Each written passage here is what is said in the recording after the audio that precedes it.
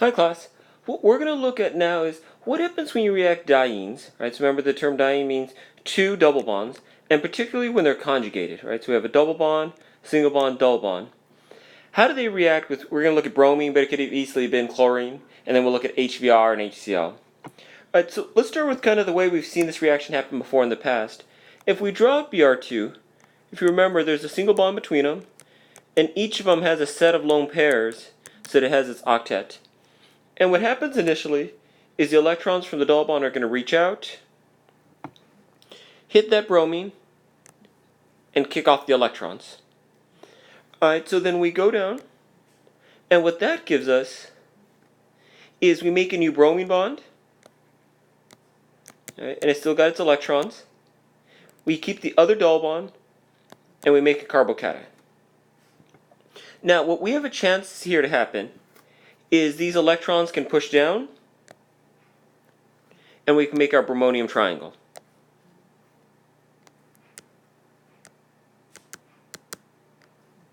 And we get a positive charge. We keep that other double bond.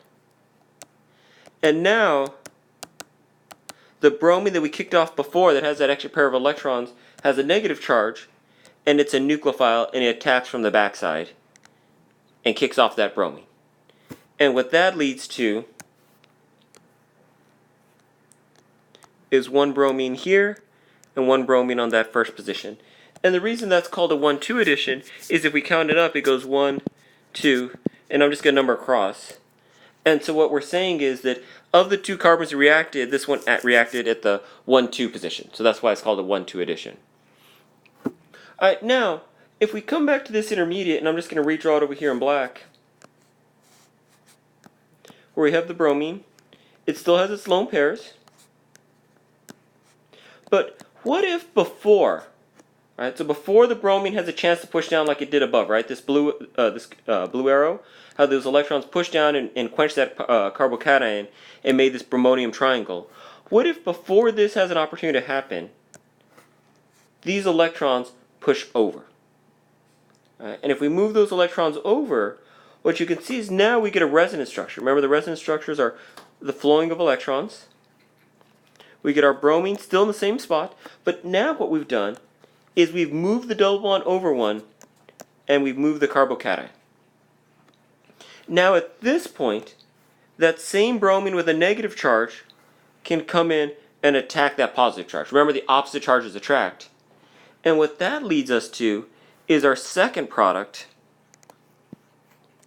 where the bromine is still in that first position, but now that second bromine is in the 4 position. And let me show you how we count on the 4s. We start that same first carbon just the way we numbered up above. And this is why it's called the 1-4 addition. Now, a couple things about the products. If you've noticed in this final product we made, the double bond is in the middle. And so it's more substituted. And so if you think back to our alkene chapter, more substituted double bonds are more stable. So this is actually the more stable product. And so the 1-4 tends to be the thermo product, because thermodynamically it took us a little more work to get here, but this final product is lower in energy, right? And it's because this double bond is more substituted. So this is the thermodynamic product. Now this one happens a little bit quicker, and so this is called our kinetic product. And typically the way we can control this is if we do this one at low temps, we tend to make this our major product. If we do it at high temps, this tends to be our major product. Alright, so by changing the temperature, we can also talk a little bit later about adding catalysts in, but a lot of times we use temperature because it's easy. We can either put them in an ice bath, put a little heat, and we can control which product is going to be our major product. Now it doesn't mean we're not going to get any of the other one, but it helps us control which one's going to be our major product. And so the 1-2 addition is our kinetic product, and the 1-4 is our thermo product. And the reason it's our thermo is we get a more substituted double bond. Like I said, we can do this with HBr as well. So let's look at this one. If we draw HBr, same idea.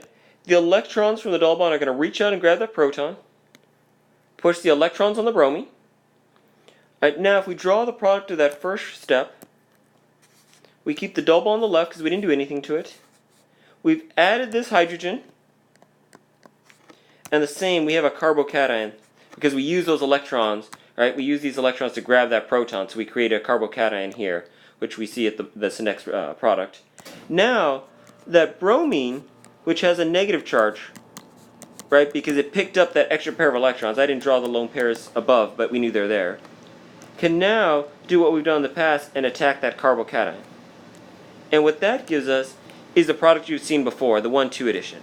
We add a hydrogen to one carbon, the bromine to the more substituted, and that other double bond just stays where it was. Alright, so that's what you've traditionally seen.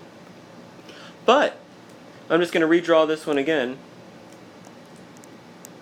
just to try to help with the clutter a little bit, is what if now, instead of the bromine attacking like it did before, we have that same resonance structure. These electrons move over. It leads us to this resonance structure where the double bond moves. We still have the proton where it was, but now the carbocation is moved to the end. And what happens here is the same as before. Now the bromine attacks this carbon instead of that previous one. And what that leads to is our 1,4 product. So if we draw this out, our hydrogen is now added to carbon 1 and our bromine carbon 4. And if we number them, I'll show you where it goes. And the one thing we're missing is, don't forget, the double bond moved over. Right? And the double bond moved from this arrow way back over here, putting it in between carbons 2 and 3. And so if you remember, same as above, this product that we made initially is our 1,2 product. Right? So this is the 1,2. And it's our kinetic product. So I'm going to write K for kinetic. This is our 1,4. And this is our thermo product. And remember, this one's our thermo product because we make the more stable alkene. This one's our kinetic because it forms a little bit faster, right? We don't need this extra step. The carbocation's in a very stable position, so we just attack, right? It's easier to get to because we're attacking that more stable carbocation. So there's things that favor the kinetics product and some that favor the thermo. Same as above. If you remember, we can tend to get this one as our predominant product at low temps. And if we want more 1,4, we can do it at high temps. Alright, I hope this was helpful.